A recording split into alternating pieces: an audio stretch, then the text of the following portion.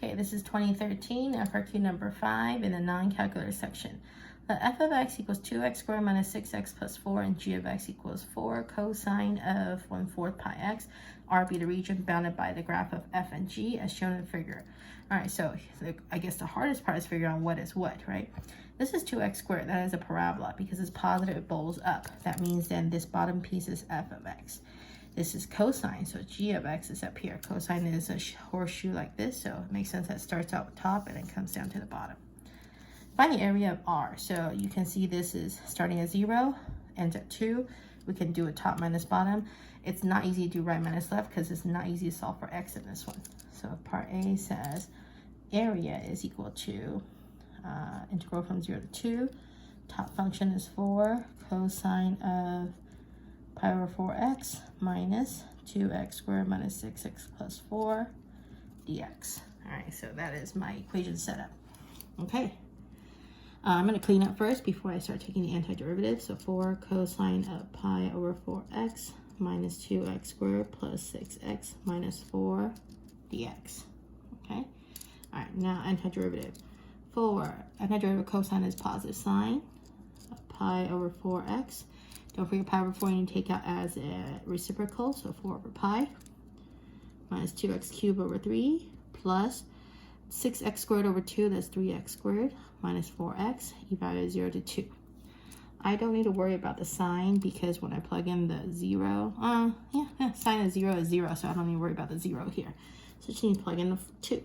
So that's 16 over pi, sine of pi over 4 times 2, that's pi over 2, minus 2 times 2 cubed, that's 8. 2 times 8 is 16 over 3, plus 3 times 2 squared, that's 3 times 4, it's 12, minus 4 times 2 is 8. Minus 0 if you want, but if you plug in 0, you get 0. Okay, what do we get? 16 over pi, sine of pi over 2 is 1, so 16 over pi. And then I get, let's see, this is 4 minus 16 over 3. So off to the side here, that's 16 over 3. There's a positive 4, so it's plus 12 over 3. So that gives me minus 4 over 3. All right, that's the final area of that piece. All right. Part B. Write but do not evaluate an integral expression that gives the volume of the solid generated when R is rotated about the horizontal line, y equals 4. So we want to rotate around here. It's going to rotate this way. So you can see that this is going to be my big radius, little radius. So this is a washer method. So volume is pi r squared, 0 to 2. Big radius, well, big radius is the axis revolution 4 minus 2x squared minus 6x plus 4 squared minus top 4 minus 4 cosine of pi over 4x squared dx.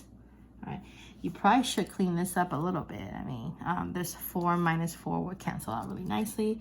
So pi 0 to 2, leaving you with negative 2x squared plus 6x squared minus 4 cosine of pi over 4x squared dx.